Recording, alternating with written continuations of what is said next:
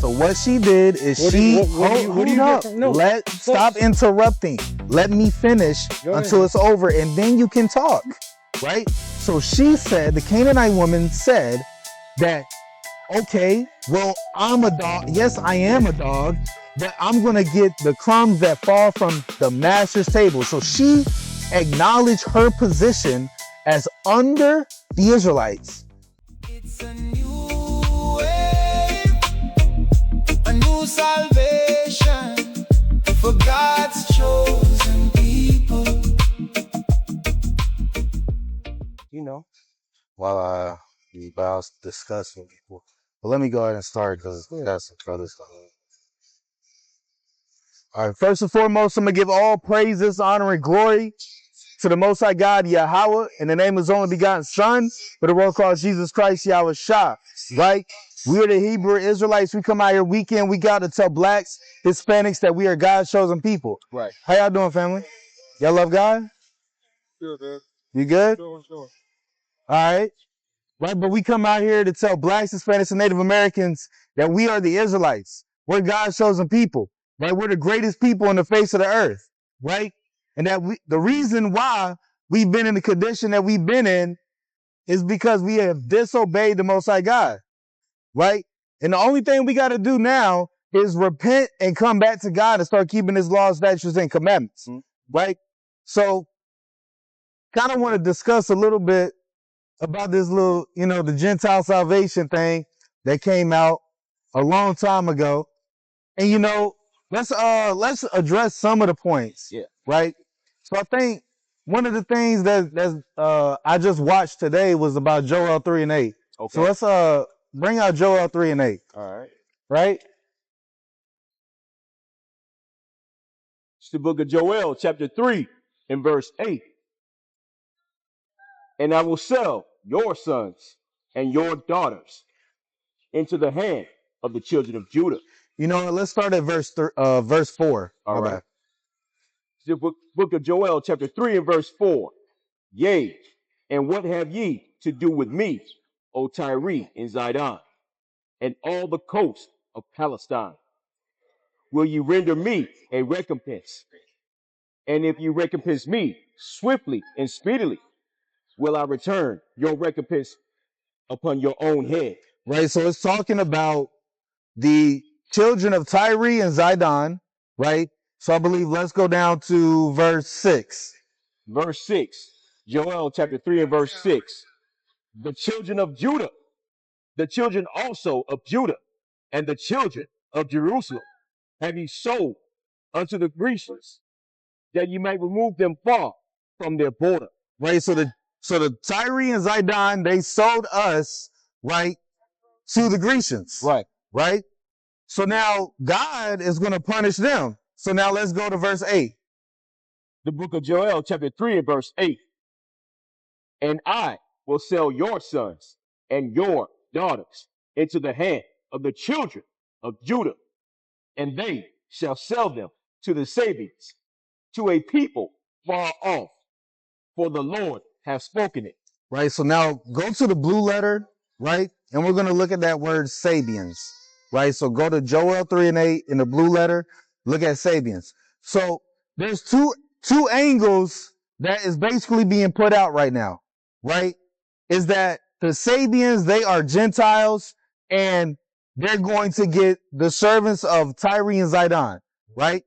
Then the other angle, which I've seen, is people saying that the Sabians are Israelites, right?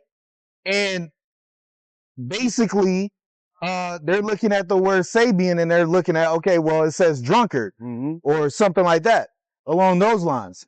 Now, what's my stance on it? My stance is the Sabians are, in fact, Gentiles, right?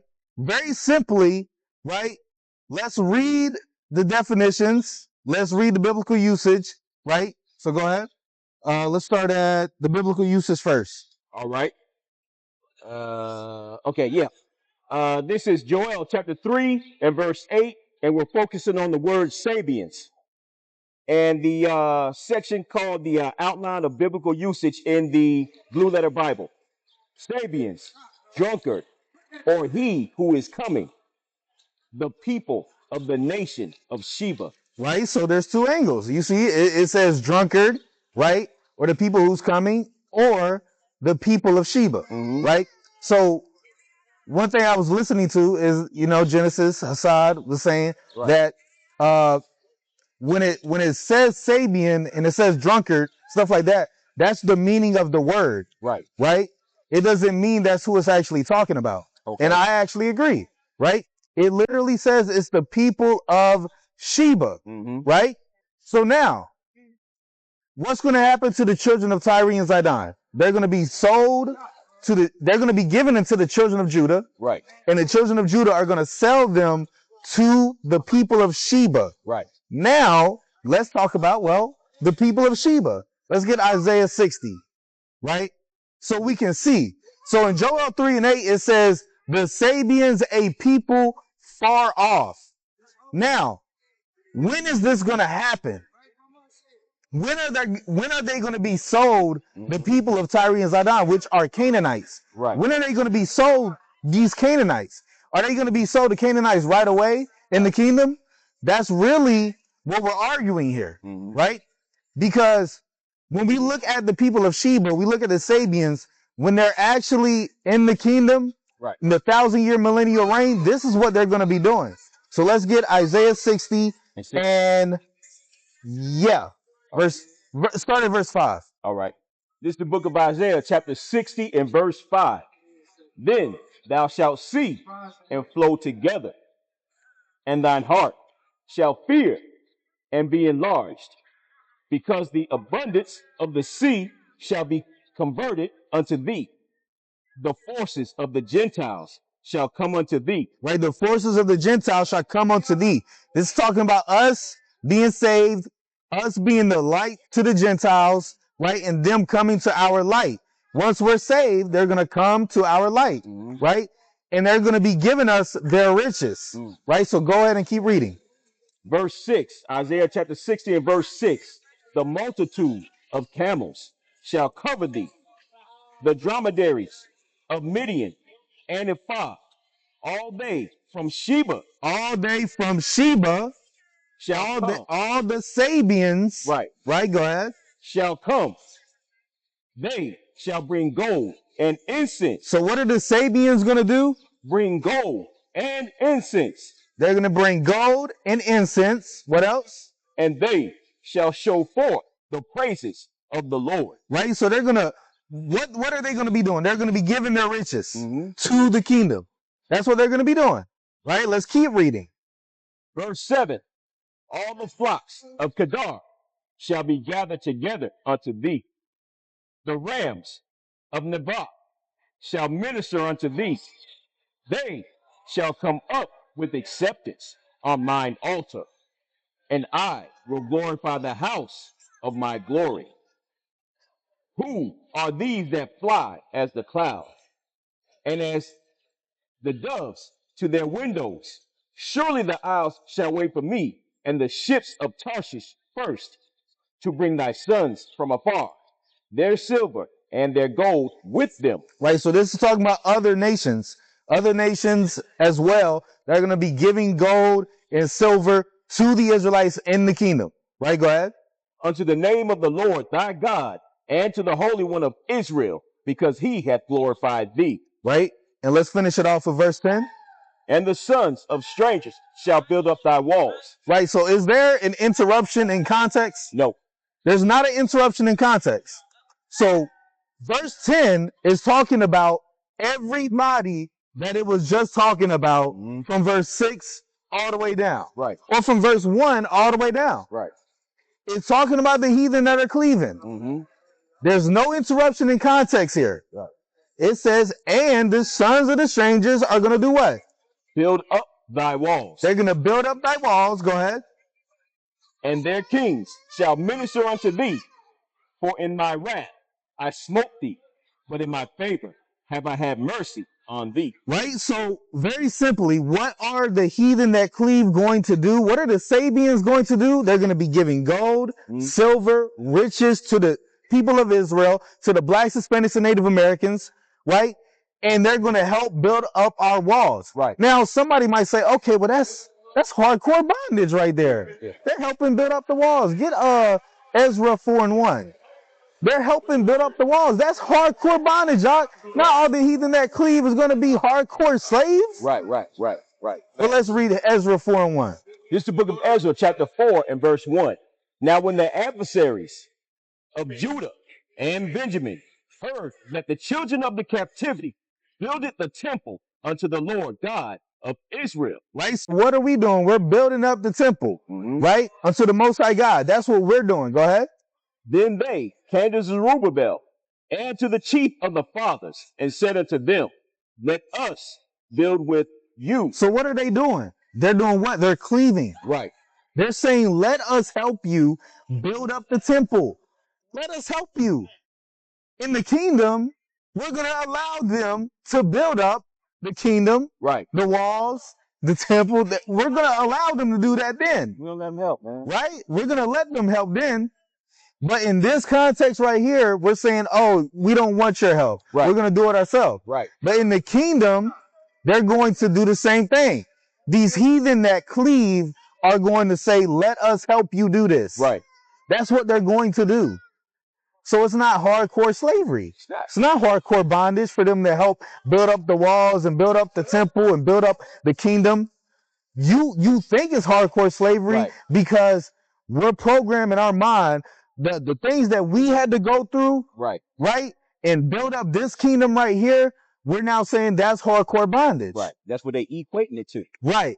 But hardcore bondage, we're talking the chattel slavery, we're talking about whips on the backs and chains on the ankles and chains around your neck, all type of stuff like that, right? Lynchings, all that type of stuff.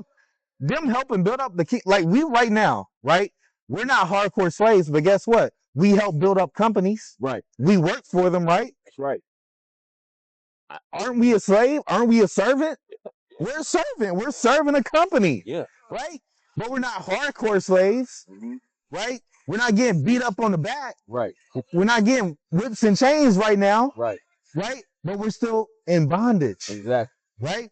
So, and the people of Sheba, the Sabians, are going to come to the people of Israel, give their money, give their wealth, and they're going to help build up the walls. Right. Right?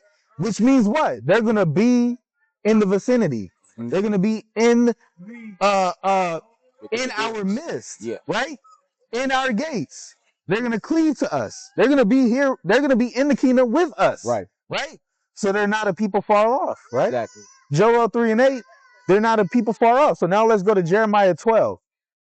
Jeremiah 12, and I believe verse 14 is where it starts. Right? When are they going to be a people far off? So let's see. Start there. This is the book of Jeremiah, chapter 12 and verse 14. Thus saith the Lord, against all mine evil neighbors that touch the inheritance which I have caused my people Israel to inherit. Behold, I will pluck them out of their land and pluck out the house of Judah from among them. Go ahead. Verse 15.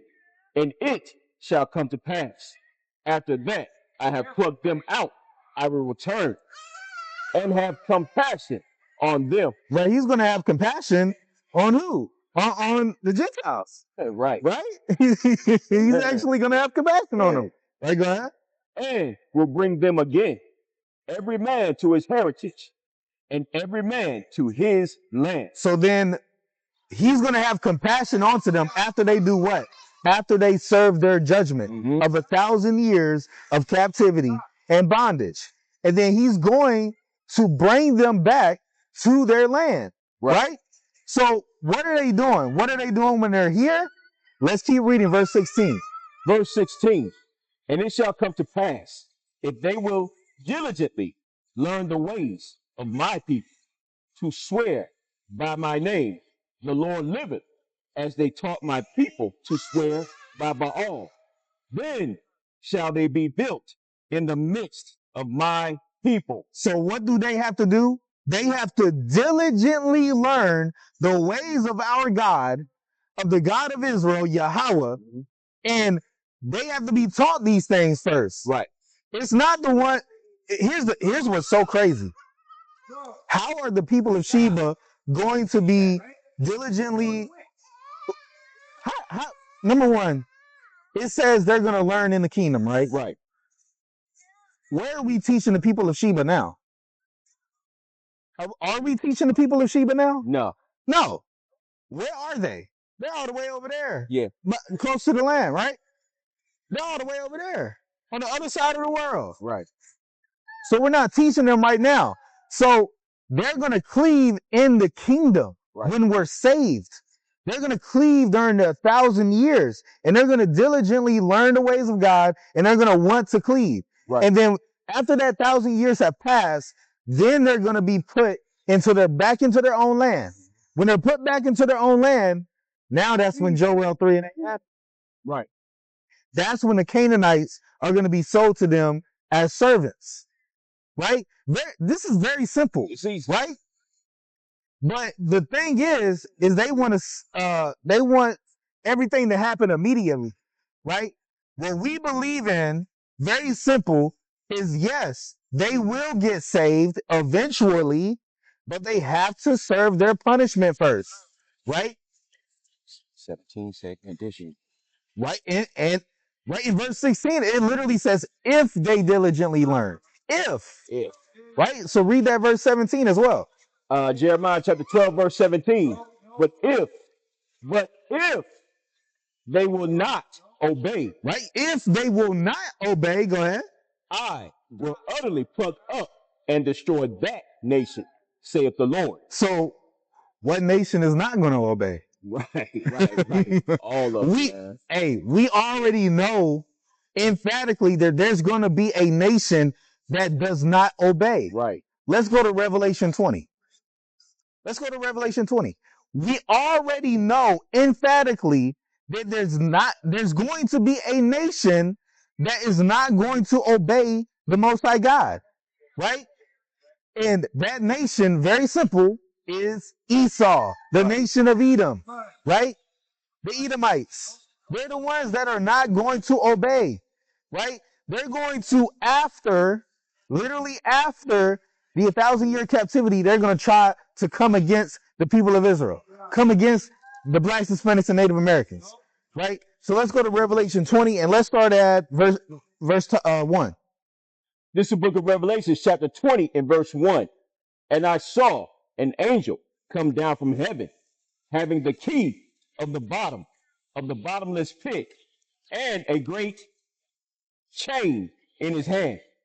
And he laid hold on the dragon, that old serpent, which is the devil, and Satan, and bound him 1,000 years. Now, who's this talking about? It's talking about the Edomites. Right.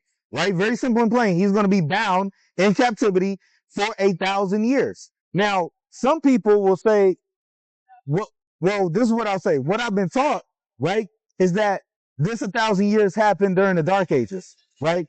But this 1,000 years contextually actually happens, right, after the Messiah comes back. Right. Because let's read the previous chapter, Revelation 19. Right, and let's go down all the way to the bottom. And let's see, where is it at? Let's see, 21.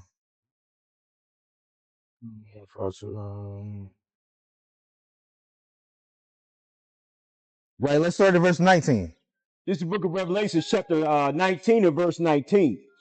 And I saw the beast and the kings of the earth and their armies gathered together to make war against him that sat on the horse and against his army. Verse 20. And the beast was taken, and with him the false prophet that wrought miracles before him, with which he deceived them that had received the mark of the beast. Right, so what is it talking about? This is talking about end time prophecy, right? And those that received the mark of the beast, right, that were deceived to receive it, right, by the false prophet, Satan, all that, right? This is what's going to happen. A battle, right, is going to happen, going to take place, right, at the end, right? So let's keep going. These both were cast alive into the lake, into a lake of fire, burning with brimstone. Right? So they're going to be put in the lake of fire. Go ahead. And the remnant were slain with the sword of him that sat upon the horse, which sword proceeded out of his mouth, and all the fowls were filled with their flesh. Right? So now let's go back to Revelation 20. There hasn't been an interruption again of the context. Right. So now read verse 1 again, the first word. This is the book of Revelation, chapter 20 and verse 1. And that means it's a continuation of the last chapter. Right. Which means that the Satan, right, that's being bound for 1,000 years, the Edomites, this is happening at the end. This is happening during the 1,000 years of the millennial reign when Christ returns. Right. Right? So let's keep going in verse 2. Revelation chapter 20 and verse 2. And he laid hold on the dragon, that old serpent, which is the devil and Satan, and bound him 1,000 years. Go ahead. Verse 3. And cast him into the bottomless pit, and shut him up, and set a seal upon him, that he should deceive the nations no more, till the 1,000 years should be fulfilled, and after that he must be loosed a little season. Right, so he's going to be loosed a little season. After those 1,000 years, he's going to be loosed a little season after. Right. Go ahead. And I saw thrones, and they sat upon them, and judgment was given unto them, and saw the souls of them that were beheaded for the witness of Jesus, Yahushua and the Paleo Hebrew, and for the word of God, and which had not worshipped the beast, neither his image, neither had received his mark upon their foreheads or in their hands. And they lived and reigned with Christ 1,000 years. Right? 1,000 years. The millennial reign is simultaneous with the Satan being bound for 1,000 years. Right. That's talking about the Edomites being bound 1,000 years and Christ with the Israelites reigning for a millennial reign for 1,000 years to judge the heathen. That's what it's talking about. It's simultaneous. Right. These things are happening simultaneously. Right? So once they are loose for a little season, what's going to happen? Let's go down to verse 7. This is the book of Revelation, chapter 20 and verse 7. And when the 1,000 years were expired, Satan shall be loosed out of his prison. Right? Edomites are going to get out of bondage now. Right. They're going to, really, they don't have a land to go back to, but they're going to be loosed. Right. A little season. Go ahead. And shall go out to deceive the nations which are in the four corners of the earth, Gog and Magog. Right. So brothers, usually they'll say, okay, well, Gog and Magog, that's actually talking about Ezekiel 38. Right. But this is not talking about the same battle. Right. This is literally even though it uses like the same verbiage, the same words, right? The battle that is happening in Ezekiel 38 happens before the millennial reign, right? This battle right here is happening after the millennial reign, right? And if we look at Ezekiel 38, it's literally talking about the ruler of the land of Magog, right? Not Gog and Magog, because Gog and Magog is just talking about the land masses, right? So keep going. To gather them together to battle, the number of whom is as the sand of the sea. Right? They're going to come up against the Israelites. Go ahead. Verse 9. And this verse right here is very important to understand when this is going to happen. Go ahead. And when they went up on the breadth of the earth and compassed the camp of the saints about, and the beloved city, and fire came down from God out of heaven and devoured them. Right? So it says, and the beloved city. They're coming up against the beloved city, right? In Ezekiel 38, it's a place of unwalled villages. Right. So we can see that those battles are completely different. It's a different battle, right? This right here is actually talking about Obadiah 1 and 18. Okay. So now let's go to Obadiah 1 and 18, because it says fire is going to come down to devour Satan that was loose after 1,000 years. They were bound for 1,000 years. They were loose. Now they're trying to come up against the people of Israel, Right. right? They're going to come up against the beloved city, Right. and fire is going to come down to devour them. Mhm. So now let's get Obadiah 1 and 18. The book of Obadiah, chapter 1 and verse 18. And the house of Jacob shall be a fire, and the house of Joseph a flame, and the house of Esau for stubble. And they shall kindle in them and devour them, and there shall not be any remaining of the house of Esau, for the Lord hath spoken. Right? Very, very simple. The Edomite, the house of Esau, is going to be devoured by fire, right? And there's not going to be any remaining of the house of Esau, Right. of the Edomites, right? Very simple. And it lines straight up with what Revelation 20 is saying, that they're going to be loose after the 1,000 years, and then they're going to come up to try to face us again, Right. and they're going to be devoured with fire, which is really us killing them. Exactly.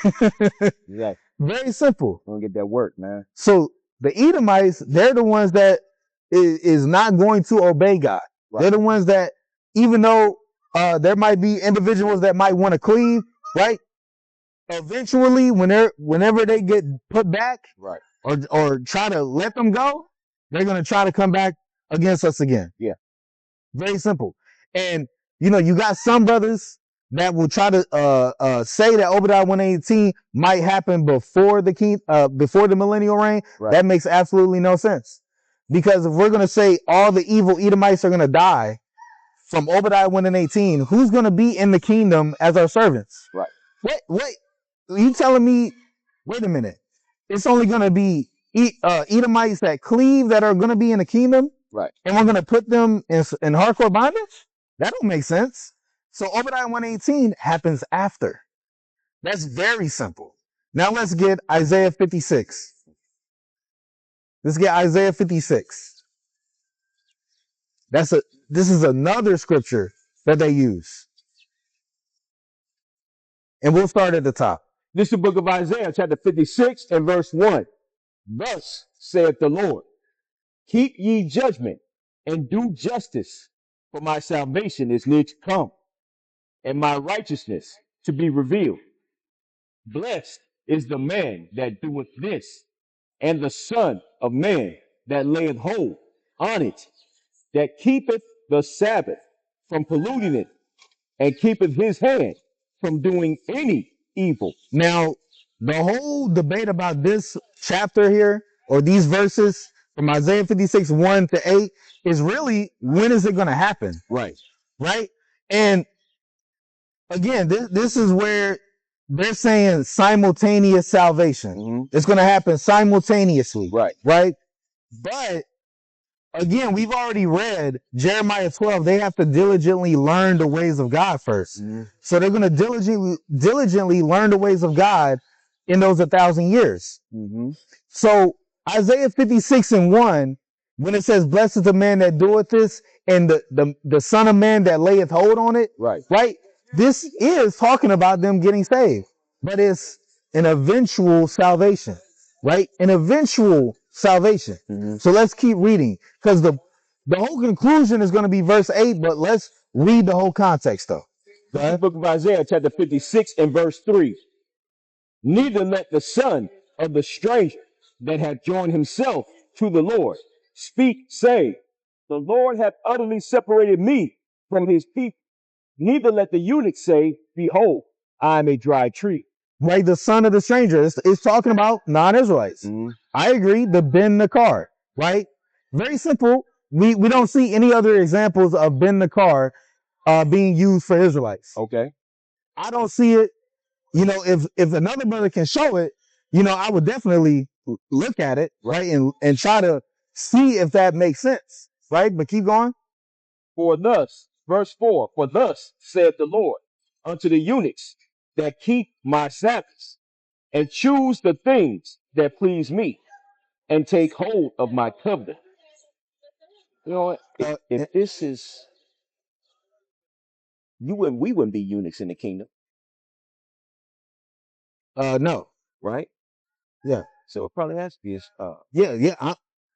that's why my stance is that these are non-Israelites. Right. I agree. I completely agree. But remember, it's a contingency plan. Remember, we read Jeremiah 12. Yeah. If they obey, right, then they're going to be blessed. Right. If they don't obey, that nation going to be utterly destroyed, right? Which is what's going to happen to the Edomites, right? So when we look at the non-Israelites, this is going to happen for them. But let's read it. When is it going to happen? Go ahead. Verse 5. Yeah, go down to verse 6. Okay. The book of Isaiah, chapter 56 and verse 6. Also, the sons of the stranger that join themselves to the Lord to serve him and to love the name of the Lord, to be his servants. Every one that keepeth the Sabbath from polluting it and taketh hold of my covenant. Right? So to bend the car, they're doing all this. They're taking the hold of the covenant. They don't have the covenant. Mhm. They're taking hold of it. Go ahead. Even them will I bring to my holy mountain So even them will I bring to my holy mountain. Go ahead. and make them joyful in my house of prayer. Their burnt offerings and their sacrifices shall be accepted upon mine altar. For my house shall be called an house of prayer for all people. So we agree all the way here. We agree, right? That this is what's going to happen for non-Israelites. Right. We already know this. And they're going to be making sacrifices in the kingdom because they're going to have to keep the law, right? Now, let's read verse 8 because this is where it all gets thrown out and it gets twisted. Go ahead. Verse 8. The Lord, which gathereth the outcasts of Israel, said. Now, let's stop there. Very simple. It says, the Lord God, which gathereth the outcasts of Israel, saith. This is an adjective of the Most High God, Yahweh. It's an adjective, which means what? This has already happened. Him gathering the outcasts of Israel has already happened in this context. Right. Right? Let's keep going. Yet will I gather others to him beside those that are gathered unto him. Now, when it says, yet will I gather others to him beside those that are gathered unto him, he's literally saying he's going to gather the non-Israelites, right? And they're going to be joined onto his people, right? So now let's read Isaiah 56 and 8 and let's go to Bible Hub, right? And let's read it in different translations. Well, then come up here and show me. Prove what you're saying. You just gonna say something and then just walk away? How you doing, family? Hello. Y'all love God? Y'all got time for one verse? Y'all love God?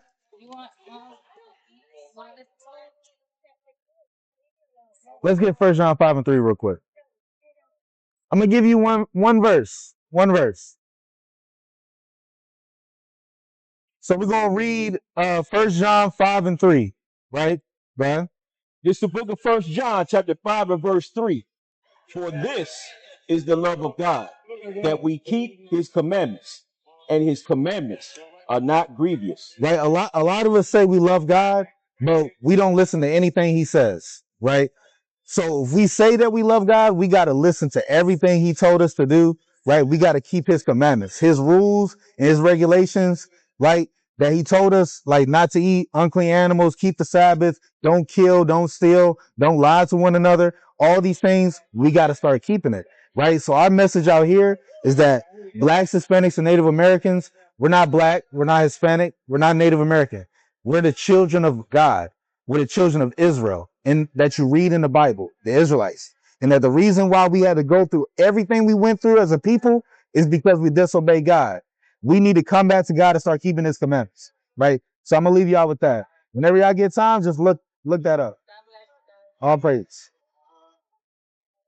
Right, let's go back to that Isaiah 56 and 8 Bible Hub.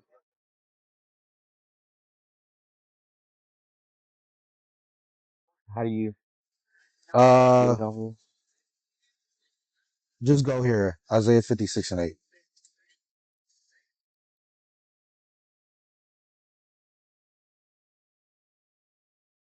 All right, so let's go ahead. Let's start with the NIV. Where's it? Okay, right there. Yeah. So what we're going to do, no, go back.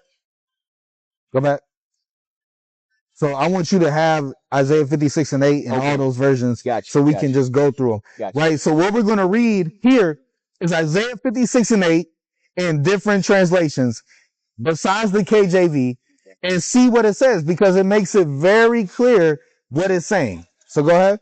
This is the book of Isaiah, chapter 56 and verse 8 in the NIV.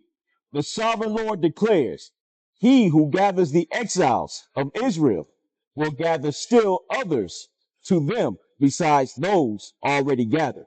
So very simple. When do their gathering happen? It happens after. If we're having simple reading comprehension, it says, I will gather others to them beside those already gathered. So what does that mean? It means the Israelites have already been gathered. The outcasts of Israel have already been gathered. Now he's gathering the non-Israelites that are going to cleave and obey. Now he's going to gather them. And those that obey him during the millennial reign and that are cleaving and doing what they're supposed to do, then they're going to be his people. It's very simple. You see how that works? Let's read another version. Let's go to the NLT now. All right, Isaiah chapter 56, verse 8 in the NLT. For the sovereign Lord who brings back the outcast of Israel says, I will bring others too beside my people Israel. Right, so it's basically saying the same thing as the KJV, right? So somebody might be able to still twist that, right? So let's now read the ESV. Okay.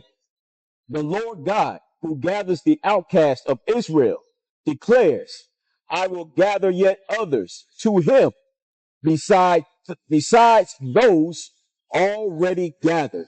Right. Now, if we look at textual criticism, right? The NLT is a thought for thought translation. Same with the KJV, it's a thought for thought translation. Right. Whereas the ESV is a word for word translation. Right. So what we're seeing here is that this is what is actually going on. It's the Israelites have already been gathered. Now let's go to the New American Standard Bible, because that's another word for word translation, and it's one of the modern translations. Go ahead. This Isaiah chapter 56 verse 8, and we're checking out the New American Standard Bible translation of this script.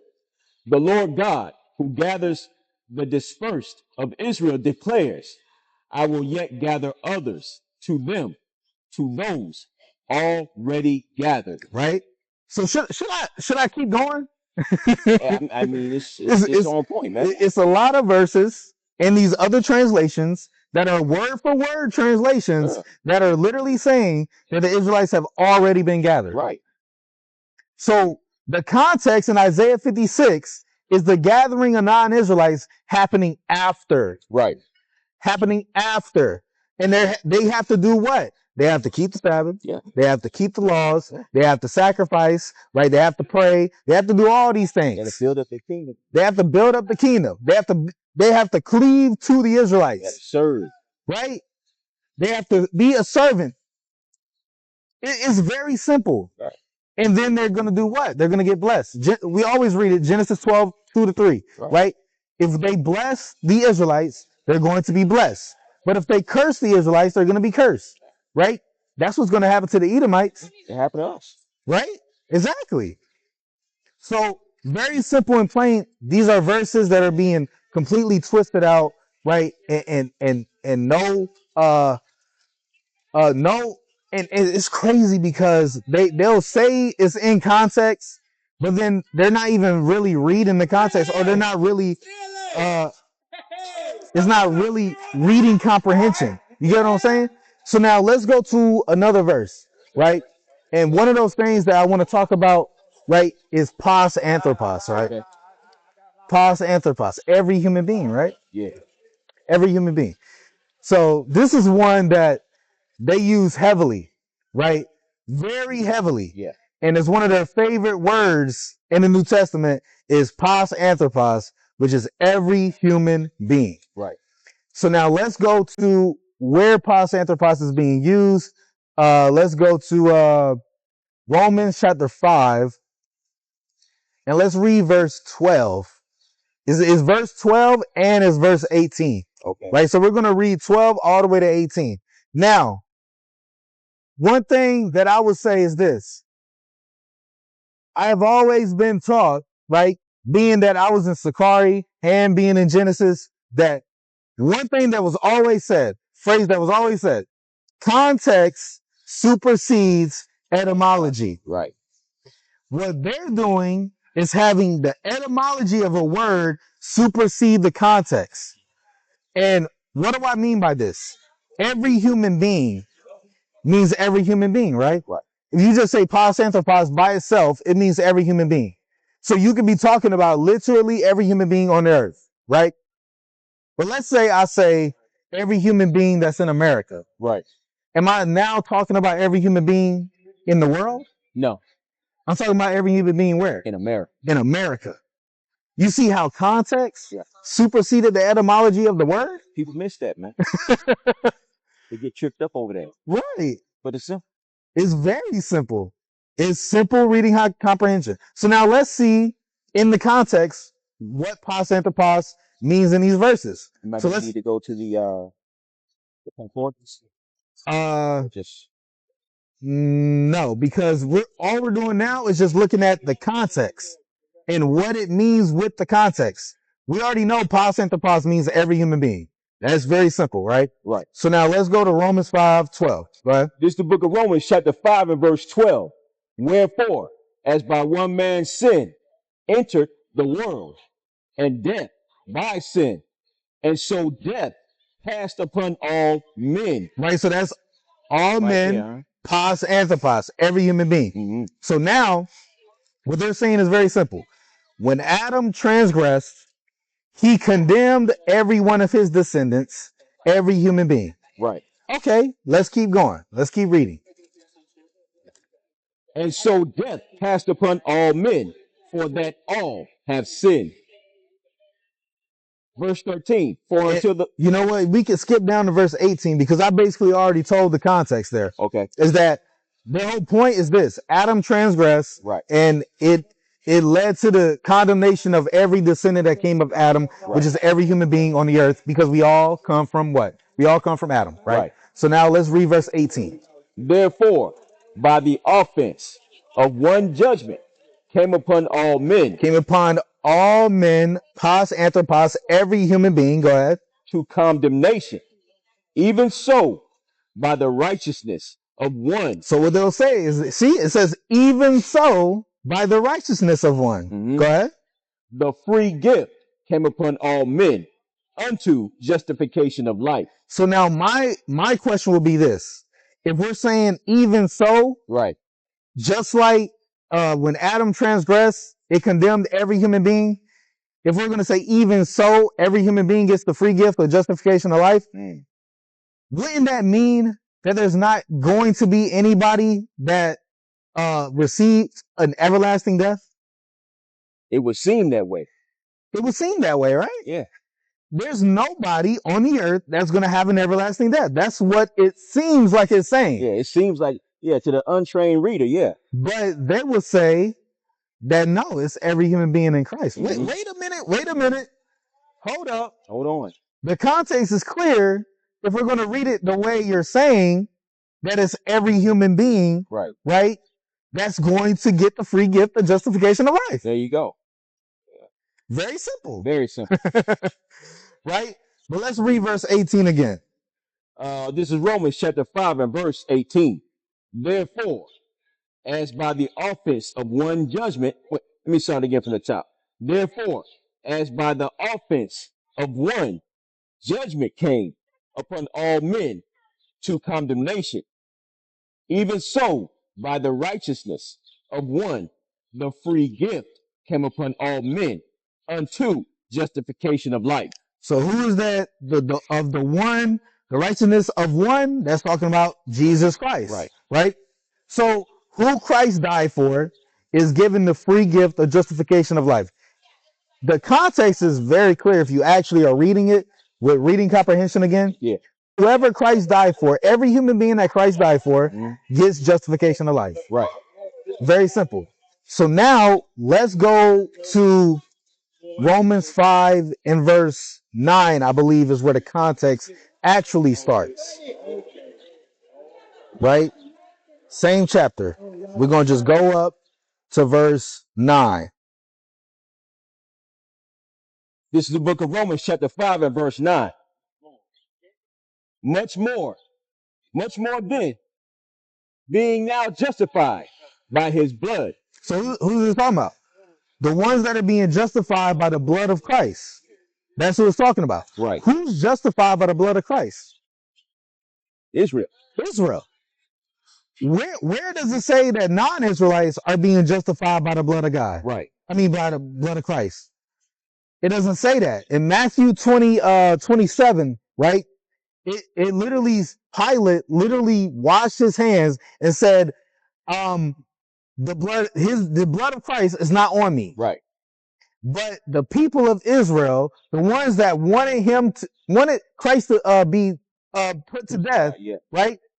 We're the ones that said, let the blood be on us. Right. His blood be on us and our children. And our children. Yeah. Right? So it's the Israelites that have the blood of Christ on them. Right. So now let's keep reading. Romans chapter 5 and verse 10. Did I finish that? No. No, I'll read it from the top again. Romans chapter 5 and verse 9. Much more then, being now justified by his blood, we shall be saved from wrath through him. Right? And see, they'll actually read this verse right to say that the heathens that cleave, they're going to be saved from the wrath of God, and that's their salvation, is because they had the blood of Christ. It's plain, man. That's one of the words that they'll say. It's plain, bro. But it's very clear. The ones that's being justified by the blood of Christ is the Israelites, and we're the ones that's being saved from the wrath of God. Go ahead. Verse 10.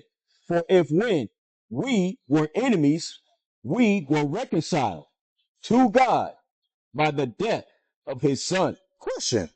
What does the word reconciled mean? It means to bring back. Bring back to the Father. Right. Now hold up. When were the heathen? When were non-Israelites? How you doing, brother? Right. When were non-Israelites the people of God? Exactly. How are non-Israelites being reconciled back to God? Right. That doesn't make any sense. It's literally talking to Israelites. Yeah. They're being brought back to the Father. That's why in Revelation 21, it literally says we're going to be his people and he's going to be our God. Exactly. That's talking about the reconciliation. That's why in Romans 9, verse 4, it literally says the adoption pertains to the bloodline Israelites. Right. The grafting in, bringing back, the adoption, right? The reconciliation. The ones that were under the law being brought back to the Father. Reconciliation. Let's keep going. Verse 10. For if when we were enemies, we were reconciled to God by the death of his son, much more being reconciled, we shall be saved by his life. So we shall be saved by his life, right? It's talking about Israelites. Right. So now, very simple. Let's pack all this context, right? It's specific. It specifies who every human being is, who the past sanctifies is. Every human being that comes from Adam, every human being that's justified by Christ, right, that gets the free gift, every human being that is justified by the blood of Christ, every human being that is reconciled back to the Father. Who is that talking about? It's talking about the Israelites. Exactly. It specifically puts it into perspective. See, what Paul did, all he did was give an analogy of Adam's transgression and talk about how Christ is going to justify many by his blood. That's all he's saying. And every human being, the pos anthropos, is specifically the ones that are getting reconciled by the blood of Christ. I think that's very simple reading comprehension. It is. It's crystal. Very simple. Let's go now to another one that they use, 1 Thessalonians 2 and 15. 1 Thessalonians 2 and verse 15. This is the book of 1 Thessalonians chapter 2 and verse 15. Who both killed the Lord Jesus and their own prophets, and have persecuted us, and they please not God, and are contrary to all men. Right? So what is this talking about? This is talking about Paul. He's in Thessalonica, right? In the church of the Thessalonians. And what he's saying here is that the Jews are contrary to every human being. Right. Now, if we're reading it the way that they're trying to say it, then what it's saying is that they're contrary to every human being on the planet. Right. But in this instance, let's read from verse 14 all the way down to, I believe, 18. This is the book of 1 Thessalonians chapter 2, verse 14. For ye brethren became followers of the churches of God, which in Judea are in Christ Jesus. Right? So they became followers of the churches of God, which are in Judea. So what is Paul saying here? All Paul is saying here is that the Thessalonians have imitated or became just like the Christians that are in Judea. Okay. That are in Jerusalem. Right? So they're being Christians, but not every Jew is a Christian. Gotcha. Or during that time was a Christian Gotcha. that believed in Christ. Right? So keep going. For ye also have suffered like things of your own countrymen, even as they have of the Jews. So what Paul is saying is that the Christians that are in Judea are getting persecuted by their own people, by the Jews. Right?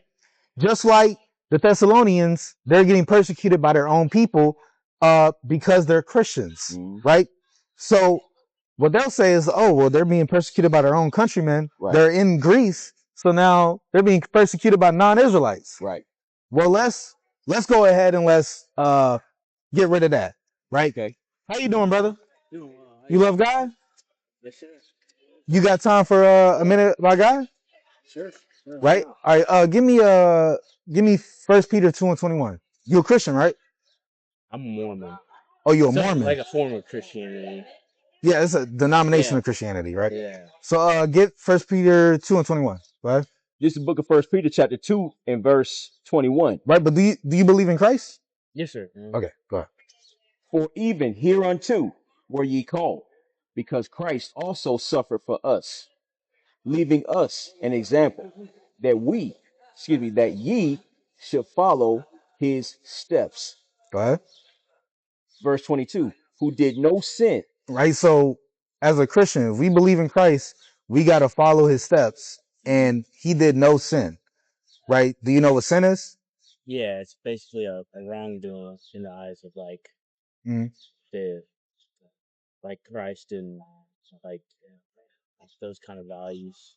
Right, well, we'll give it to you. 1 John 3 and 4. Go ahead. This is the book of 1 John chapter 3 and verse 4. Whosoever committeth sin transgresseth also the law, for sin is the transgression of the law. Right, so it defines it. It says sin is the transgression of the law. Right?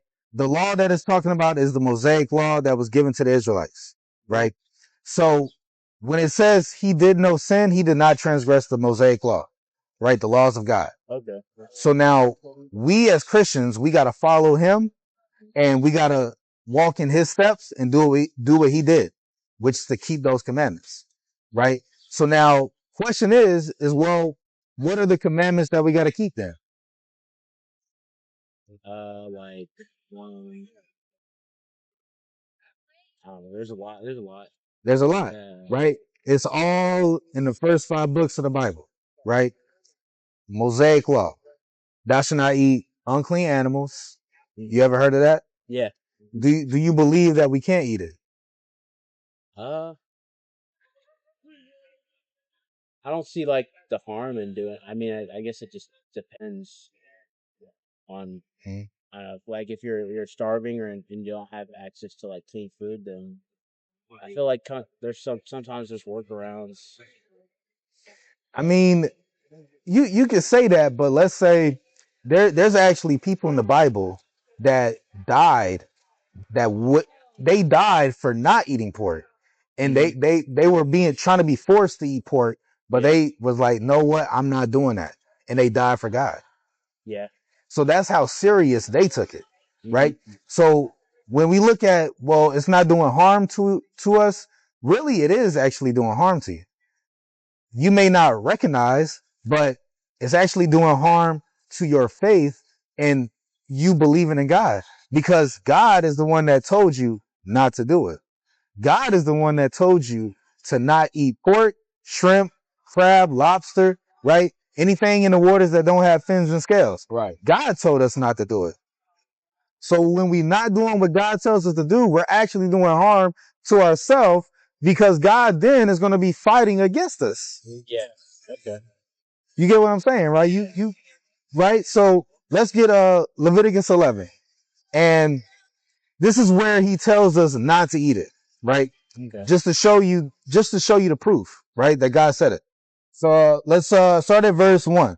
This is the book of Leviticus, chapter 11, and verse 1.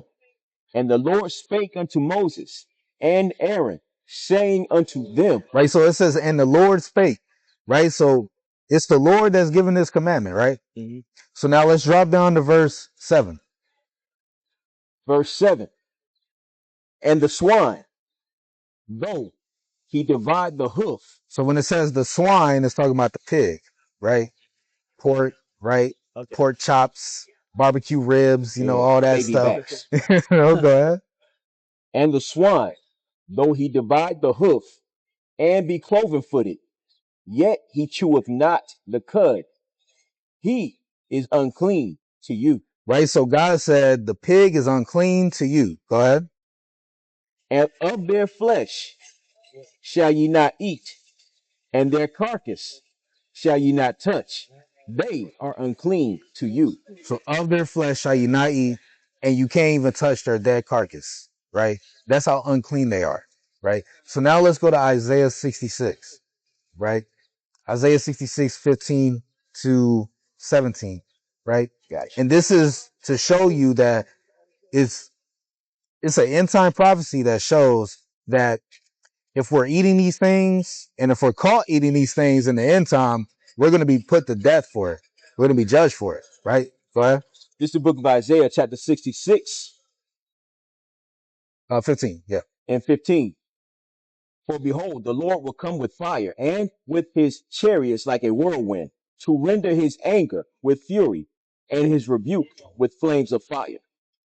For by fire and by his sword will the Lord plead with all flesh, and the slain of the Lord shall be many. So this is talking about end time prophecy, right? He's going to destroy the earth by fire, right?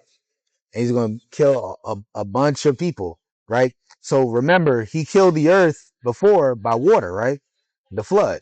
So now he promised not to do that ever again, but he didn't promise that he wouldn't judge it by fire, Right. right?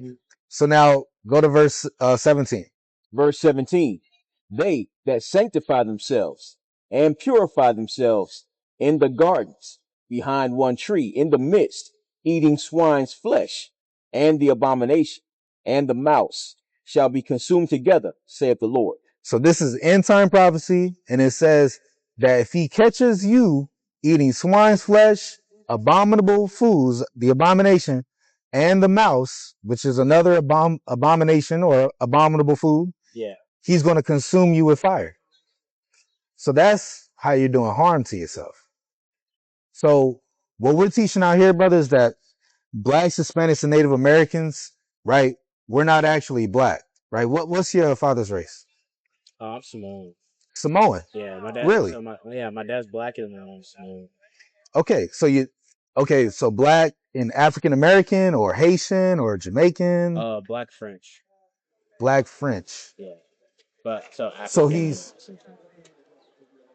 well, okay, confused. So is he?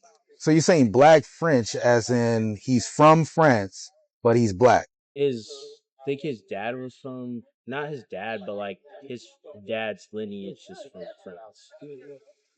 So he's a Frenchman, Yeah, like so, white man. yeah. Okay. What about you? What's your father's race? Italian and Greek. Italian and Greek, right? So what we're teaching out here then would really not be for you, for y'all. Because what we're teaching is that blacks, Hispanics, and Native Americans are God's chosen people. Okay. We're the Israelites of the Bible. So the reason why we bring out Leviticus 11 and the commandments is because really those were given to the Israelites. So we're teaching that we as the Israelites got to keep those things, right? Okay. And that's what's going to save us, right? Now, what I would tell y'all is that according to the Bible, Genesis 12, 2-3, or Genesis 27 as well, right, and 28, tells you that the other nations that's outside the people of Israel, they have to cleave to the Israelites. Right. And they have to bless the Israelites. And if they bless the Israelites, they can get blessed. But if they curse the Israelites, they're going to get cursed. That's why when you look at, the government, American government, like what they'll do is they'll try to send money to Israel because they think that those are the real Jews. Mm-hmm. They think that those are real Israelites, but they're not, right?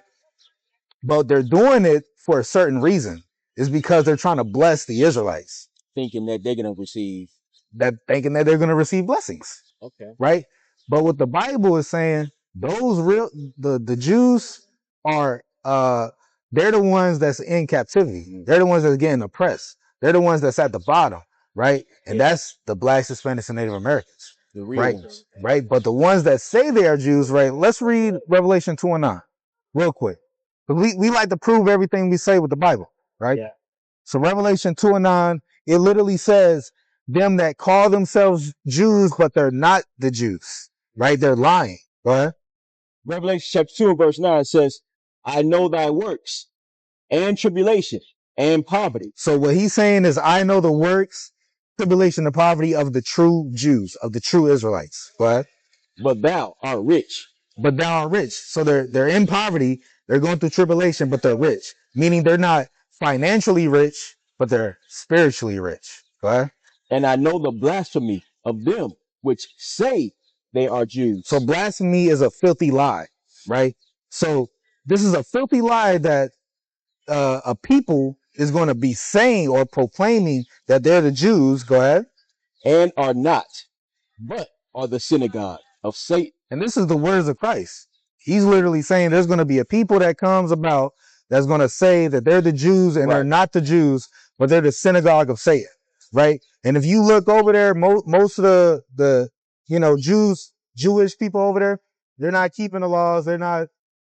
A lot of them are atheists. A lot of them, do whatever type of abominations, and they're not really keeping it, right? But the real Jews, they're the ones that's going to be in poverty, right? And it's going to be that way until Christ comes back, right? So my advice would be this: just bless the Israelites, bless Black, Hispanic, Native American people, right? Tell them that they're the Israelites, right? Tell them that they got to keep the commandments. Tell them that they got to love God, love the God of Israel, and show them that the Bible is speaking towards them, right? So whenever y'all get time, just do that, right? Yes, sir. Good speaking to you. Message. Yeah. Nice to meet you. Nice to meet you. Y'all be careful. Nice to meet you. Yeah, take care. All praises. God bless. Right on. All praises to the Most High, right? Hey man, we've been running into a lot of chocolate Edomites lately. A lot of them, man. A lot of imposters, man. A lot of imposters. A lot of guys are being disguised, man. Hey man, that plan is working, right? White men getting with black women. That plan is working, man. Y'all are literally, surprising us. Shocking. You gotta ask, bro. Gotta ask. You have to, man. Gotta ask. Yeah. Right? They'll keep fronting if you don't ask. Right. Now, what was We was 1 Thessalonians 2:14. Yeah. Right. Let's read that again. Wow. And I'm a think that'll be the last thing I'm gonna talk about. 14, right? Oh yeah. You know what? I left off on. It says, "Ye have suffered light things of your own countrymen." So what they'll say is that this is talking about, okay, those are non-Israelites because they live in Greece, so they're being persecuted by their own countrymen, by their own people, which are Greeks, right? But let's go to Acts 17 and let's start from the top, because this is literally the account, right? What was it? Okay. So this is literally the account, right? Acts 17 verse 1 down to about verse 10 is the account that Paul is talking about in 1 Thessalonians 2 and 14. Now, oh my Lord, wickedness, right? What's such a coincidence is when you actually look at the presentation, or them talking about Acts 17. Are you talking about the one they did 8 months ago? Both of At the them. beginning of all of this? Yeah, both of them. Okay, yeah. Even the other one, because I skimmed through that. I went through that as well, Yeah. the PDF, right? So when you look at it, they don't say anything about Acts 17, 1 to whatever, 10 or whatever. Right. They only go to the men of Athens, Right. which starts at verse 22.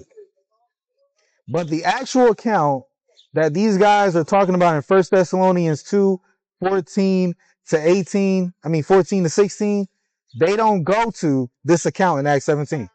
There's a reason why. So let's read it. Okay, this is the book of Acts, chapter 17 and verse 1. Now, when they had passed through Amphipolis and Apollonia, they came to Thessalonica, where was a synagogue of the Jews. Now it's a synagogue of the Jews. What's such a coincidence, when you read Acts, Paul is going to a bunch of places. Right. And this concept that he's going majority to non-Israelites, why is it that he's always going to a synagogue of Jews? Every time. Read Acts. Whenever y'all get time, read the book of Acts. You're going to see that these locations that Paul is going to, it literally says he's going to a synagogue of Jews in all these places, right? Let's keep going. Verse 2, and Paul, as his manner was, went in unto them, and 3 Sabbath days reasoned with them out of the scriptures. Right. So the same way, like, let's say, we come out here every Saturday, right? Now, of course, this ain't the Sabbath, right? We go by the lunar Sabbath, but let's just say this was the Sabbath.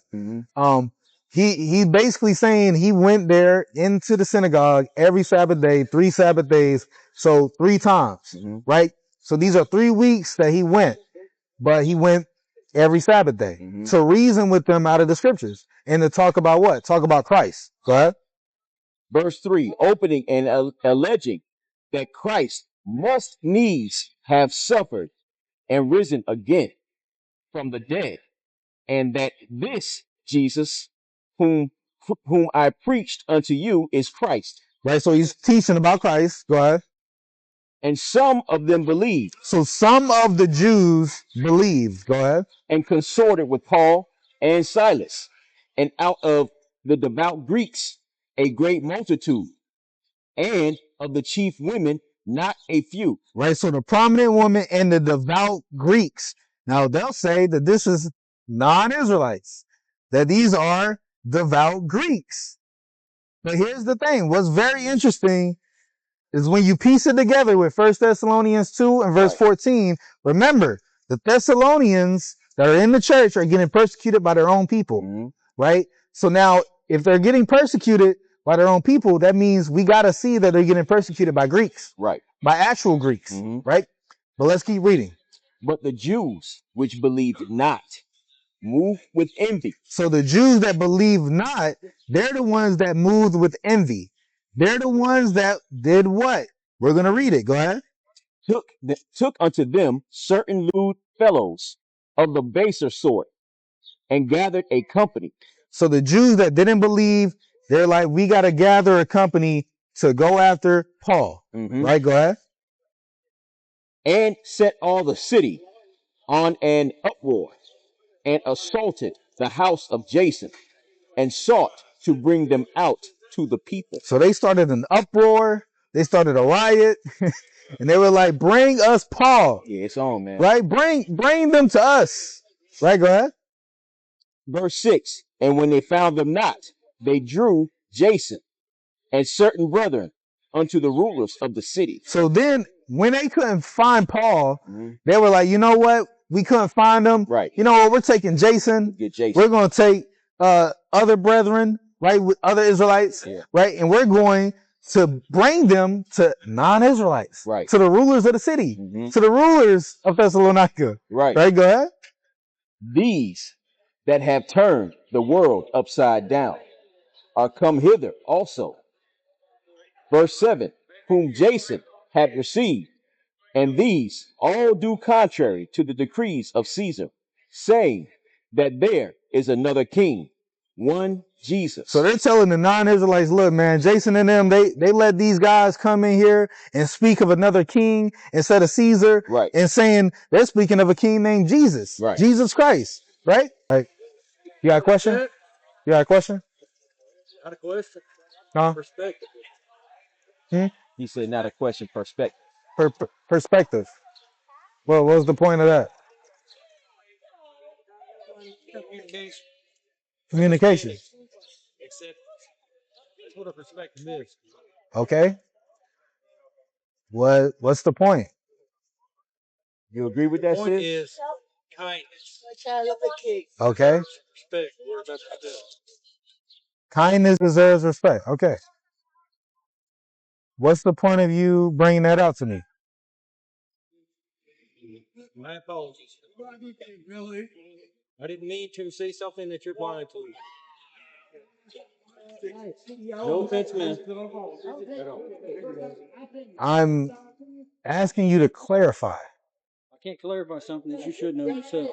You are a person, or you are a person, a living creature, right? Could you like that cigarette smoke? Yeah. Do something with that. Give me a moment. Kindness, respectful that you do that. Yeah. Thank you. Okay. So what you said, kindness is respect, right? That's what you said? Kindness is a respect for the perspective of what you see yourself. Uh-huh. What do you see yourself as? A God, a king. Well, what do you see yourself as in that position? I am a king on the earth. That's royalty. I see myself as royalty. As an individual, though. As an individual, yeah. I see myself as royalty. God sees me as royalty. Are you saying differently? Okay, then. Not at all. I have no outside opinion or negative ideas on anything. Okay, so I am royalty, right? You or I am royalty to thyself, to serve and respect those who deserve. Okay, but okay. What's the point of all this? What's the point you trying to get across? You're talking to me, right? Yeah. Am I disrespecting you? No, but I'm just asking, what's the point of the conversation? The point is confusion is misinterpreted when people are trying to... Huh? Confusion more often than not is misinterpreted when those others that are not you are trying to be kind. Others that's not me are trying to be kind. Confusion is misinterpreted from the perspective of others when they're trying to be kind. Let me ask you a question. What's your father's race? I wouldn't know. Wouldn't know. I've been taking care of myself since 8 years old. You don't know if he's black, white, Asian, could be anything? You just don't It's up know. in the air You on that. never asked your mom? Nope, not once. All right. You got I've got plenty preschool of or something? brutality on my reflection of what I had to deal with growing up. Um, However, it opened my eyes quite broadly for seeing everything. okay, let me ask you a question. What do you consider yourself as a race on the earth? Spiritual. Spiritual. No color, ethnicity, and no perspective of any singular opinion. Okay, well, you're the first person I've ran into that says they consider themselves no race on the earth at all. We all consider ourselves an ethnicity. We are the Israelites. Let me ask you this. In the really hard times, if a white man stood up for the color, do you think they would see it as an offense? Or do you think they would try their best to support them? See what as an offense? Standing up, Standing up. showing respect, You can stand up, you can giving the show perspective respect. of what is and what is not. So what would you do for Blacks, Hispanics, and Native Americans? Any fucking thing I could. Anything you could. Okay. So you'll do anything. You'll give to them, right? You make good money? Damn straight. So you'll give money to Blacks, Hispanics, and Native Americans. Money is nothing but an object in this world. Honestly, I'd rather give a perspective of appreciation for what I know they are. Well, what's words gonna do? How is words gonna change the position that Blacks, Hispanics, and Native Americans are in? Hold on. Look, he said for what he knows they are. So words of who? I'm not talking about words. He said he would give appreciation because of what he knows they are. I'm talking about physical presence. I'm talking about acknowledgement and understanding. So you'll acknowledge With us presence. as the Israelites. That's what you're saying. I will acknowledge and understand anything that presents itself in front of me, asking or trying to ask for understanding. That's not what I ask you though. What we're doing is we're saying that we're the children of Israel in the Bible. Would you acknowledge that we're the children of Israel? My apologies, and I am not objective on what I'm about to say in any shape or form of what I've offered or what I said to start with. But how many versions of what you're talking about have you read? What are you talking about? How many versions of what you are talking about and what you think you understand that you have read? Versions of the Bible? Or are you talking about versions of Anything written by man that is reflective on religion or the idea of what you're talking about. Anything. Well, I believe in the Bible, bro. I believe in what the Bible says. How many versions? What version do you believe in? Because there's about 12. Let me correct This myself. There's is about 82 a different lot versions, more. actually. Yeah. I do comparative translations. So we look at comparative translations in different versions. King James Version, the New King James, the NLT, the ESV, the NASB. We'll look at all of them, right? And then we go back to the Look at the Hebrew. original translation Okay, from the language yes, of the we birds. do. That's what I was just about to say. We look at the Hebrew, we look at the Greek as well, right? How We many look of at them do all you that. understand that contradict one another? What? I spent about 12 years studying Uh, all of them. More often than not, all of them have about 13 to 28 points where they collide and deny the belief of one or the other. you talking about the comparative translations, right? So, in order Which one do you really believe? in order to rectify, No, there is no rectify. in There order is to a belief in what you acknowledge as your understanding for your communication. are you gonna let me communicate? I thought you said kindness is respect. He did say that. He said kindness with respect. That's my perspective. Okay, so whenever I'm saying I'm not being objective, and I okay, apologize if you think I am, but I was just trying to get my point across so I that know, could but hear what you're I about was to say. talking, giving you an answer, and you interrupted me to say what you had to say. Continue. So now, how do we rectify inerrancies of comparative translations? We have to go back to the Hebrew and the Greek. We have to go back to the original languages. And we got to look at context. That's what we got to look at. What's the original context, though? Do you know? The context of what is being said. Not said, written, or manipulated. Same thing. Said is quite different. What's the point of all this, right? Hold on. The point is, let me clarify my question. What's the point of you going through this route when I asked you, we believe that we're the children of Israel in the Bible? Are you going to acknowledge that we are the true children of Israel? What's the point of you diverting to a conversation about comparative translations? I can acknowledge a singular opinion. The only thing I'm willing to acknowledge is a collective opinion for peace. For peace.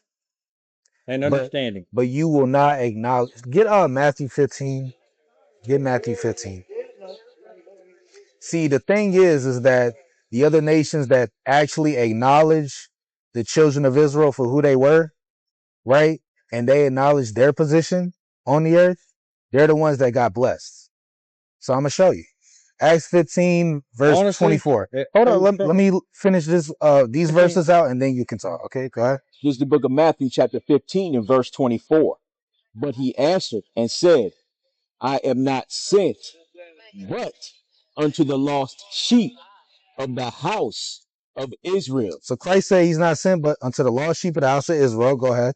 The original version. I am not sent to spread the word of reflection. I am sent to understand all cultures of existence.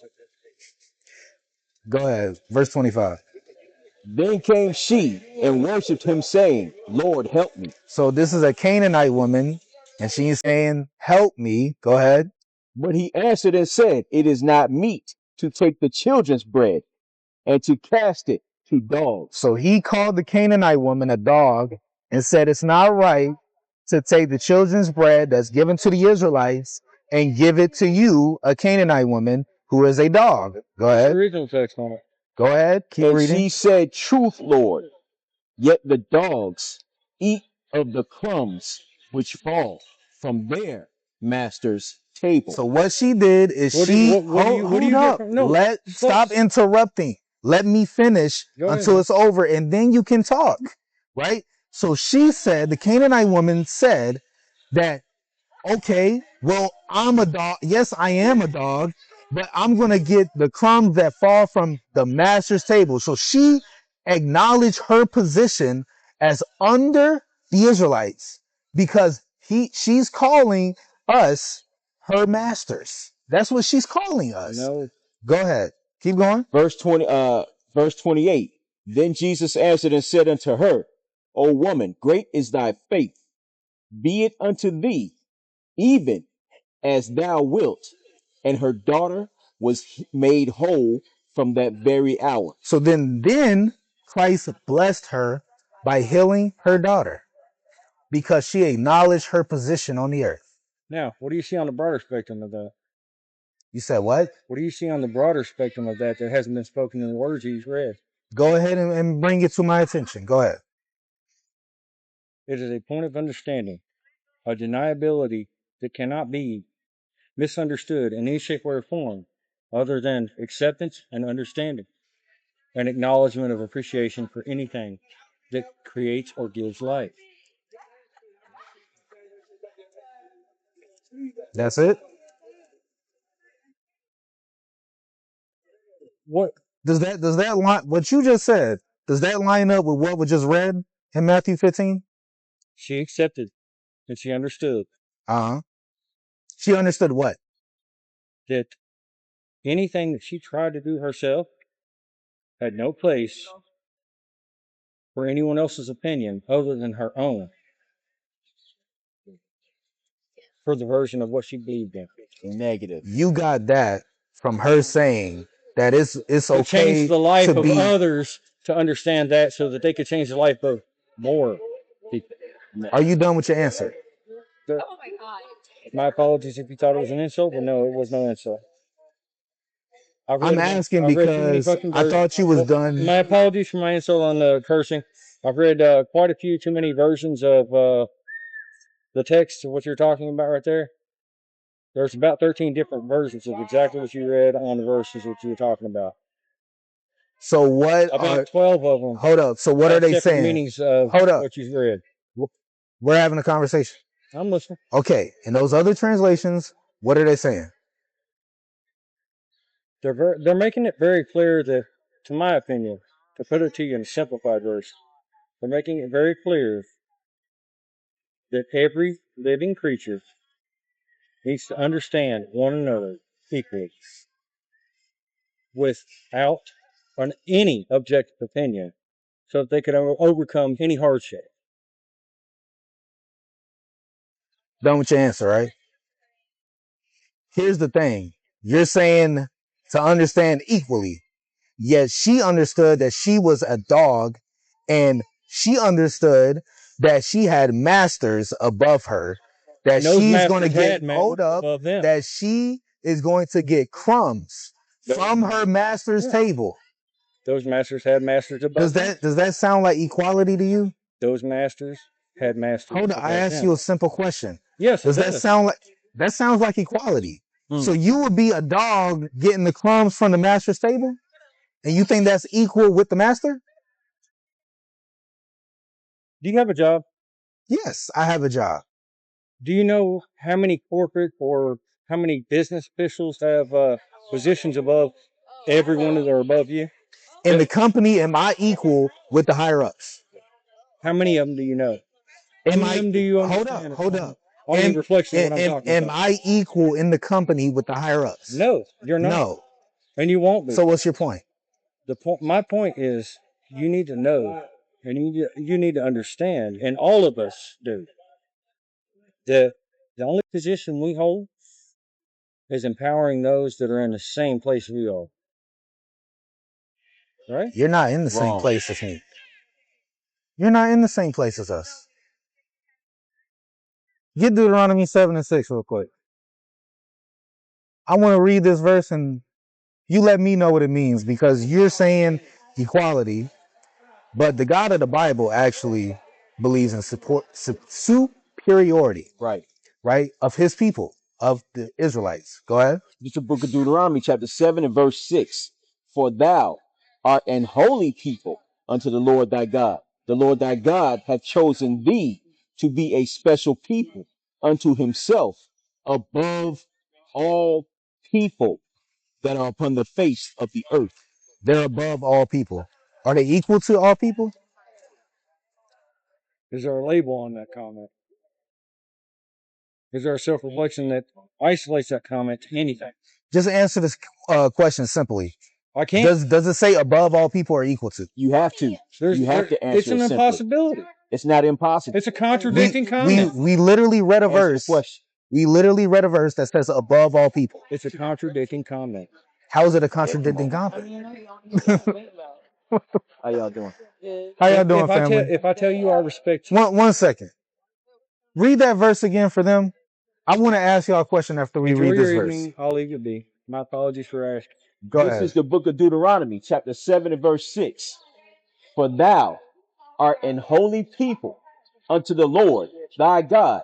The Lord thy God hath chosen thee to be a special people unto himself above all people that are upon the face of the earth. So this is God in the Bible. He's saying that the Israelites are above all people. Does it mean that the Israelites are above all people, or does it mean that they're equal to all people? But does it say that with the verse? It doesn't. So if we read that verse, we can see, at least according to that verse, that he's saying that these people are above all people. So yeah, to make that. So we had a conversation with the white man, right, to tell them that the blacks, Hispanics, and Native Americans are above everybody else on the earth, that we're a chosen people, or a special people unto the Most High God. We are above everybody. And the reason why we have been going through all type of oppression, slavery, and everything like that is because God has been fighting against us and keeping us down because we've been disobeying him. All we got to do is come back to God and obey him. Right. And then we're going to be put back above all people on the face of the earth. And so what he was debating about it, y'all wasn't? He wasn't acknowledging that we are the Israelites. And he wouldn't acknowledge his position of being below us. Oh, they never. Yeah, of They're course. never going to. Yeah. But y'all have a good day. Have you heard of that before? That we're the Israelites? Well, no, but I know I'm on top, so I ain't gotta everybody else tell you. All So praises. what's that mean? If you know that you on top, what's that mean? You got to do something I specific. know what I'm worth. Okay. Because they gonna tell you something totally different. Okay. But what I want you to do, sister, is look up Hebrew Israelites, right? And understand that, like you said, we're the top people of the earth, and we got to come back to God and keep his rules, and we gotta love him. All right, all praises. Praise the Right. Lord. Let's go, ladies. So I'm gonna go ahead and give it to you. I know I wanted to keep No, going. I'm glad you got here, man.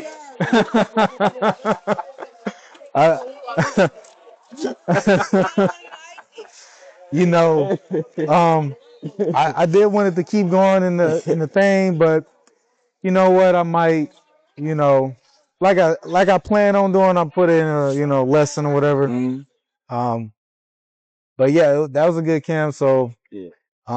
get Ecclesiastes 12 and 13 to end it off, man. And I'm gonna hand it to you, right? I thought we was about to be home safe, man. I mean, I thought he was gonna acknowledge. Yeah, I thought, I had the ready to have him, kiss the feet, man. This is the book of Ecclesiastes, chapter 12 and verse 13. Let us hear the conclusion of the whole matter. Fear God and keep his commandments, for this is the whole duty of man. Right, that's the whole duty of man. That's the conclusion of the whole matter for you blacks, Hispanics, and Native Americans, God's chosen people, the Israelites of the Bible. Right, it's to fear God and keep his laws, statutes, commandments, have faith with the world calls Christ, who's a black man from the tribe of Judah. Right. And with that, I'm going to give all praises, honor, and glory to the Most High God, Yahweh, in the name of his only begotten Son, for the world called Jesus Christ, Yahweh Shah, and say Shalom. Shalom. It's a new wave, a new salvation.